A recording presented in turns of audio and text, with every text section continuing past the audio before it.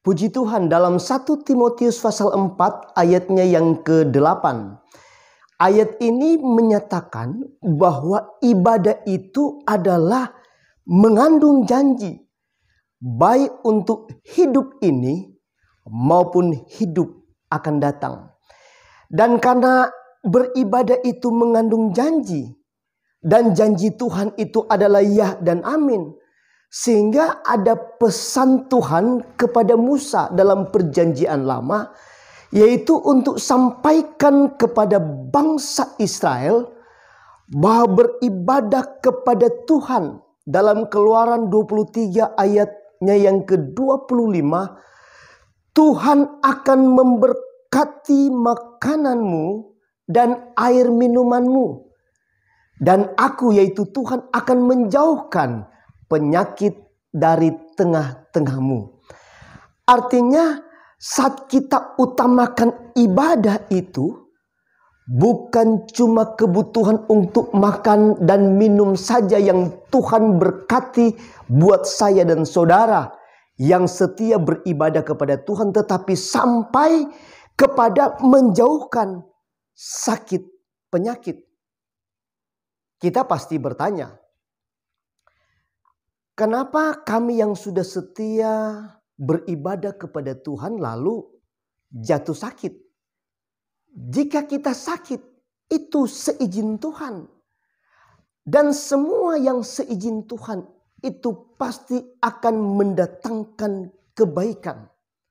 Sebab jika kita telah sembuh dan dipulihkan, bukankah akan ada kesaksian pribadi dalam hidup kita yang akan menyatakan bahwa ibadah itu sangat penting dan mengandung janji.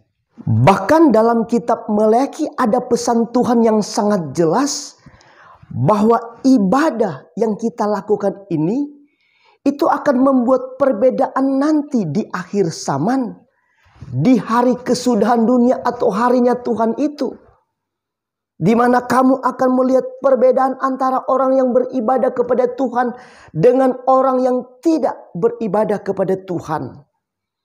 Bahkan ada contoh dalam Alkitab yang terjadi di zaman dahulu. Yang pertama yaitu pada zaman Nuh, saat bumi ditenggelamkan oleh air bah, yaitu tsunami yang terbesar di sepanjang masa sampai sekarang.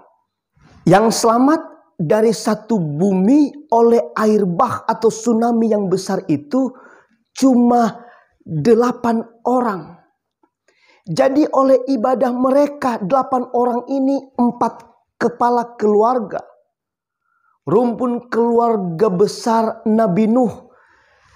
Oleh ibadah mereka ini mereka telah melihat bahwa benar ada perbedaan. Contoh yang kedua, ibadahnya keluarga Lot, ponakan Abraham. Ibadah mereka justru membawa mereka harus keluar dari kota Sodom dan Gomora yang akan dibakar dan ditunggang balikan oleh Tuhan.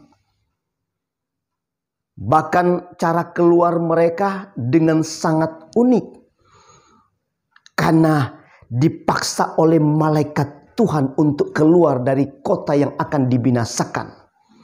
Yang ketiga, sesudah Yunus sadar, tangan Tuhan menegur, memukul, sehingga Yunus ditelan oleh ikan besar dan tidak mati. Yunus pun sampaikan harus beribadah kepada Tuhan.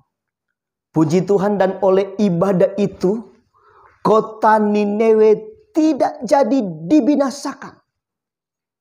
Puji Tuhan, oleh sebab itu pesan firman Tuhan di hari Minggu ini. Ingat, ibadah yang kita lakukan adalah mengandung janji untuk hidup sekarang dan untuk hidup yang akan datang. Oleh sebab itu jangan keraskan hatimu. Carilah Tuhan maka kamu akan hidup selama-lamanya. Amin.